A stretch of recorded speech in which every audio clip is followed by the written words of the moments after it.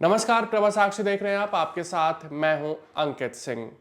इस साल 5 राज्यों में चुनाव होने हैं, जिनमें एक केंद्र शासित प्रदेश भी शामिल है। दक्षिण भारत के 2 राज्यों में चुनाव हो रहे हैं, तमिलनाडु और केरल। तमिलनाडु की पॉलिटिक्स में ज़बरदस्त तरीके से गहमा-गहमी है। इन सब के बीच मध्य प्रदेश, महाराष्ट्र, झारखंड और बिहार के बाद कैश पॉलिटिक्स ने तमिलनाडु में भी एंट्री ले ली है और इसी कड़ी में तमिलनाडु के मुख्यमंत्री एम.के. स्टालिन ने बड़ा ऐलान किया है।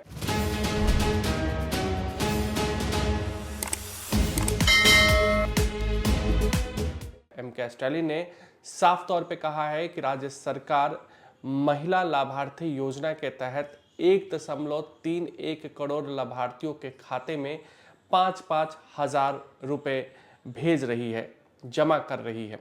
अब इसको लेकर सियासत तमिलनाडु में तेज हो गई है।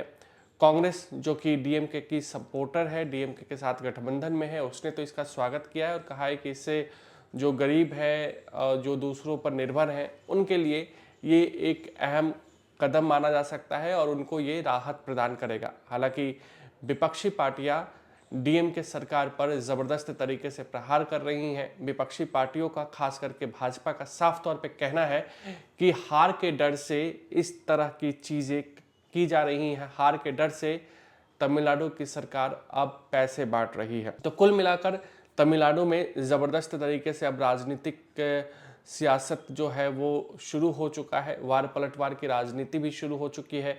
वहीं टीवी के एक्टर, जिनकी ये पार्टी है टीवी के, विजय, वो भी आज सुर्खियों में रहे। आज उनकी एक ज़बरदस्त रैली थी। उस रैली में सिर्फ 4,998 लोगों को ही शामिल होने की इजाज़त दी गई थी सरकार की ओर से, प्रशासन की ओर से।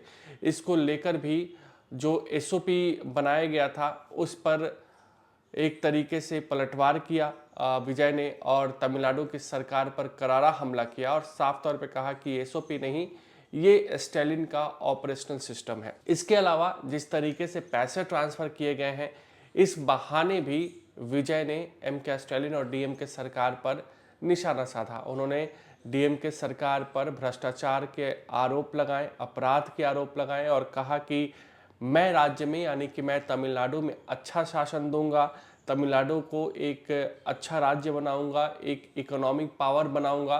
और जो उनकी रैली थी, हालांकि उसमें भी एक दुखद घटना हो गई, एक व्यक्ति की मौत हो गई और जिसके बाद एक बार फिर से विजय की इस रैली को लेकर चर्चाएं तेज हो सकती हैं।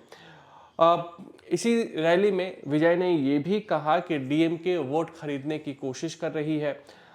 तमिल लोगों से उन्होंने साफ तौर पे कहा कि पैसे लो और सीटी बजाओ, यानी कि पैसे तो आप जो दे रहे हैं उनसे आप पैसे ले लो, लेकिन सीटी पे ही मोहर लगाओ, वोट दो। सीटी विजय का चुनावी चिन्ह है और वो कह रहे हैं कि एक तरीके से देखा जाए तो तमिलनाडु में वो लगातार बेहतर नेतृत्व का लोगों से वादा कर रहे हैं और वो कह रहे हैं कि टीवी के और सीटी का जो समर्थन है वो तमिलनाडु में बढ़ रहा है, जिसकी वजह से एम.के. स्टालिन डरे हुए हैं।